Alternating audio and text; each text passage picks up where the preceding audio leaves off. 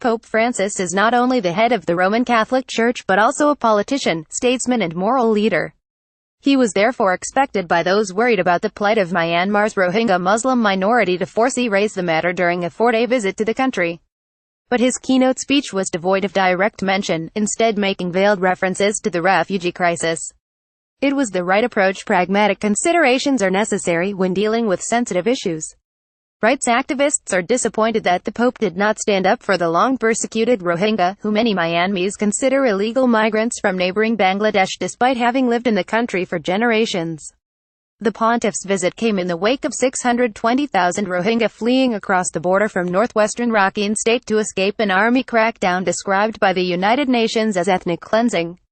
Refugees in Bangladeshi camps allege villages were burned and looted and that there was widespread murder, rape and torture.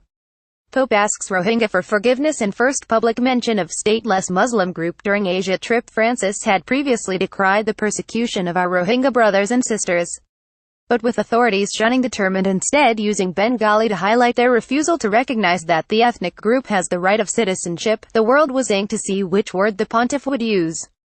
He used neither, and instead said the nation's future must be peace, a peace based on the respect of the rights and dignity of each member of society, respect of each ethnic group and its identity. Seated beside him was de facto leader Aung San Suu Kyi, the Nobel Peace Prize winner who has been widely criticized in the West for her perceived inaction to end the crises. The Pope had good reason for choosing his words carry, just as Suu Kyi has been restrained in her reaction. The military and militant Buddhists have a strong hand. Francis had been advised by Catholic leaders to avoid controversy out of fear of reprisals.